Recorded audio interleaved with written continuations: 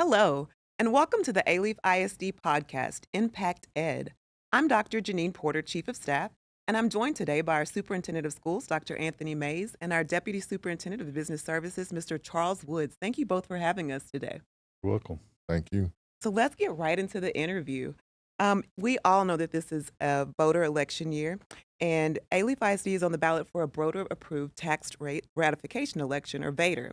Charles, can you explain our audience what a VATRE is and what the purpose of it is?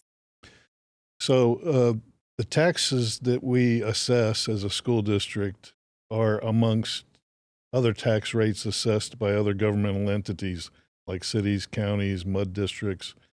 And when a school district a school board adopts a tax rate, it includes several components to make up that total tax rate.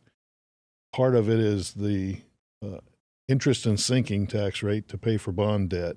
The voters get to make that determination when they pass a bond referendum. That's giving the school district the authority to assess that portion of the tax rate. The maintenance and operations portion of the tax rate is set by previous year's tax rate plus any additional taxes that are asked for by the school district of the electorate, and any decreases or increases provided by the legislature through new statute changes. So we are attempting a voter approval tax rate election because the budget that was adopted by our board required a tax rate that was higher than the previous year's tax rate. So that is due to a couple of factors, and I can go into more detail of why that is, but ultimately, if the board has to adopt a tax rate that's higher than the previous year's, and that for sake of argument or time, the explanation is if it's greater than it was last year, as far as the M&O rate, then we have to ask the voters for approval to do that. So it's voter approval tax rate election. So the voter approval tax rate, if you exceed that, which is last year's rate, and we will exceed that, then you have to ask the voters on the ballot. And it has to be on the November ballot, the general election. Okay, so if I'm at home listening, I'm a voter. I'm going to want to know how much are my taxes going to increase and what are those monies going to be used for? So the average home value in Alief ISD is in the $230,000 range, but it's applicable, the tax rate is applicable to the taxable value. And so the taxable value is calculated by taking all the exemptions that all the taxpayers have coming to them due to being a homestead, and it's their main residence. They can file for a homestead exemption, which is in the last election cycle, that was approved by the voters to go up to $100,000. So if it's a residence that's your primary residence and you file for a homestead exemption, then you take that $230,000 home value and drop $100,000 off the top of it. So when you take all the exemptions that are applicable in the school district across all the properties, the residences, then the average taxable value in Alief is $140,990. So the increase that we're asking for is 6.09 cents. Effectively, that's 6 cents applied towards the $140,990 value. It's per $100 of value. So what does that cost over the course of the year? It's just over $80. And for an average homeowner, taxable value, it would be just over $7 a month is the increase. Well, what are we going to spend the money on? So the board adopted a budget this year, which is a surplus budget. What that means is you've heard the term deficit budgets, and a lot of school districts going through that. We adopted a deficit budget in 22-23 school year, a $19 million deficit budget. We adopted a balanced budget in the 23-24 school year, and we're adopting a surplus, but we've already adopted a surplus budget for 24-25. And the reason is because it included about $6 million for a one-time supplement for staff, because our board determined that giving a raise into a deficit budget situation was not an option because it has an ongoing effect that we can't pay for unless we get more revenue. So they adopted a surplus budget because the intention is to assess an extra 6.09 pennies on the tax rate. That would generate $15 million for the district every year from this point forward. If the voters approve it, that $15 million first goes to fill staff salary gaps that we have with our neighboring districts in this part of Houston, where other districts have been able to give raises using a deficit budget to do it, that are recurring. It's going to continue. We were not able to do that this year. So we adopted a budget with a one-time supplement for employees with the intention that we can give increases in salaries after the tax ratification election is passed. Should it not pass, then we would not be able to do that. Also, we have increases in fuel, increases in energy costs, electricity.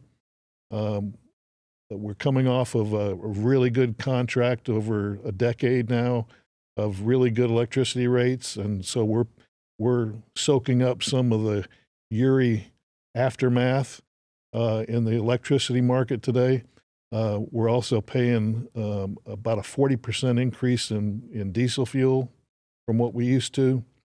And property insurance has gone up twice, and it's gone up 100% over the course of the last 5 years. And that's due to the hurricanes and all the weather incidents that we've had. So all that to say is, just to keep up with inflation, we need additional dollars in our budget. So we adopted this budget knowing that we would have a surplus of just over $9 million to apply to those inflationary pressures that we've not been able to do with a balanced budget to this point. So we were hoping that in the I'm going on and on. No, go ahead. We were hoping that we would see some relief in the 88th legislative session. It's been since 2019 that we got any increase in our basic allotment for the basic program. The foundation school program is what it's called. Each school district receives, for a basic allotment, $6,160 per child. And on top of that, there are weights applied to the population of different needs of different students, and therefore there are more funding for different students in the course of a K-12 education. Those may change over time for each individual student, but in any given year, they calculate what those weights are per district based on the student population at that district. They haven't made any increases in funding since 2019. And in this part of Houston, in this part of Texas, the inflation, the cumulative effect of inflation is just over 17%. That means that it takes an additional 17 cents to buy the same thing that we used to buy for $1 in 2019. It takes $1.17 to buy that same thing today. But yet we've received no additional funding through the legislative session. So as the legislature punted and kicked those dollars back into the bank account and decided to wait, we can't wait. Life goes on. School districts are in operation. We've got students here that are deserving of a program that recognizes the cost of education, the basic cost of education. So as we have not received any increase to the basic allotment, the other portion of the tax rate is called the enrichment tier. Those are you might have heard the term golden pennies, copper pennies. So Alief had an election in 2008, and we're up to 11 cents, just over 11 cents of all the additional enrichment tier pennies that are being assessed currently. That enrichment tier was designed, it's in statute, it was designed so that school districts could assess a additional property tax in their district with the vote of their board, which at the time are elected officials. They answer to the public who elected them. And so if they adopted those additional pennies, we took it to the voters in a tax ratification election. The voters passed it. So we've been assessing those pennies to this point for enrichment programs, for those things that make Alief different than our neighbors or other schools in the area, because our voters wanted those programs. A perfect example is this building we're sitting in right now, the Bill Marshall Career Center. The programs offered here are all enrichment. We bring students from all our schools over to this building for certain periods of the day to learn their trade or their craft or their certification.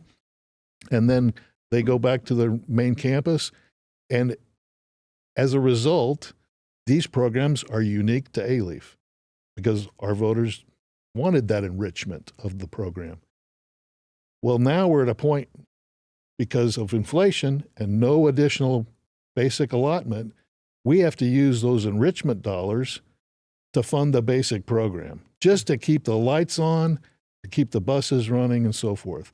So with the only lever that we have available to us is to ask the voters for additional pennies.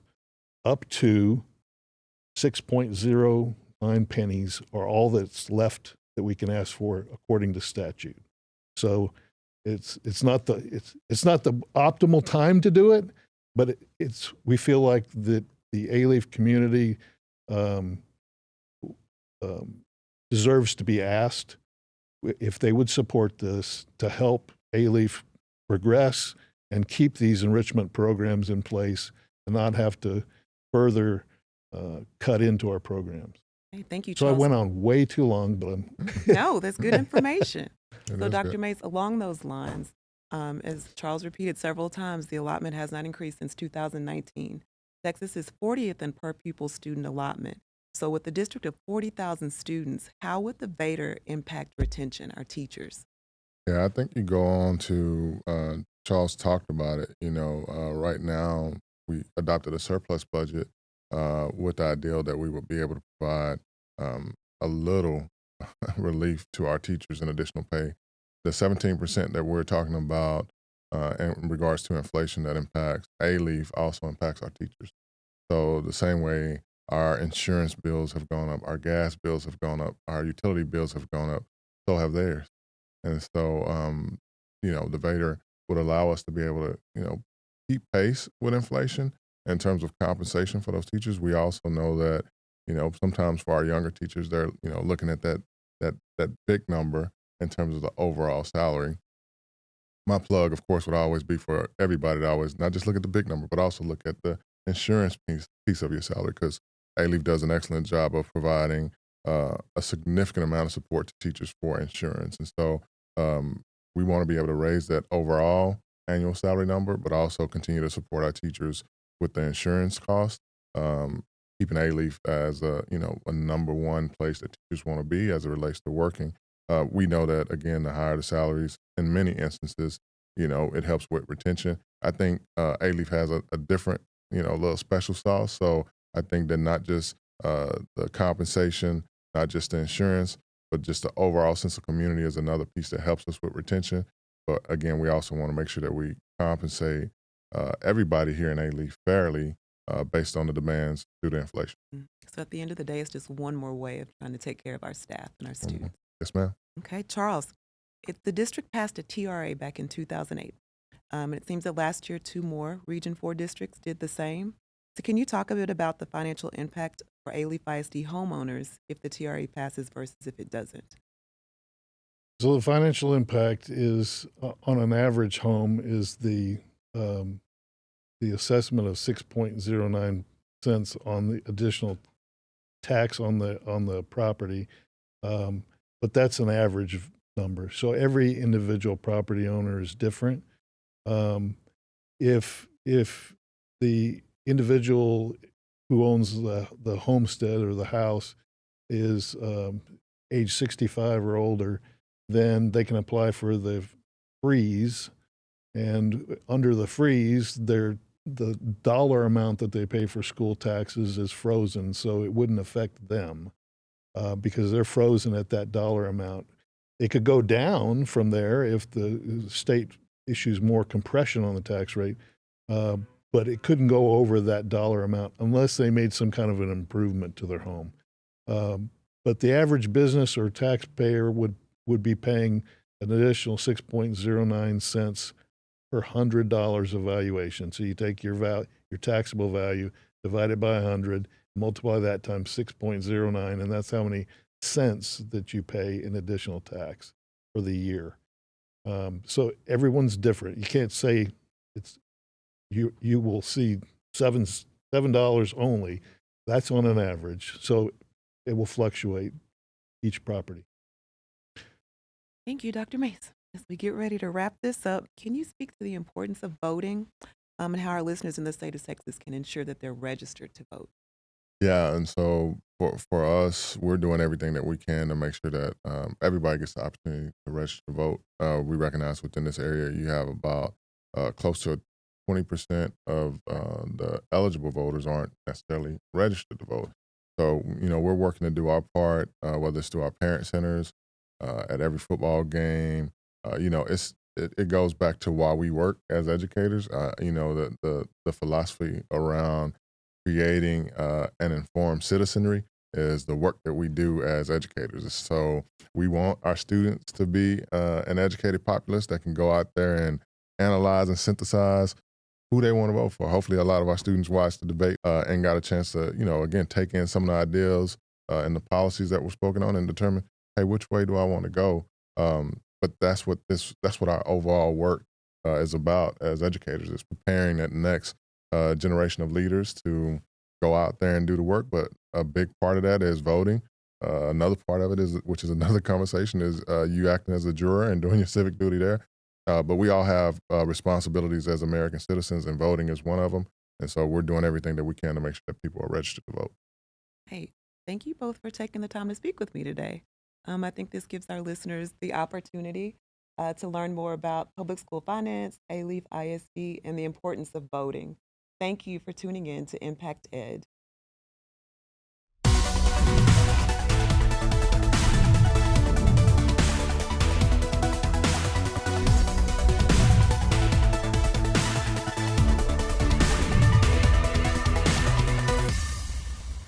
This has been an AMP production.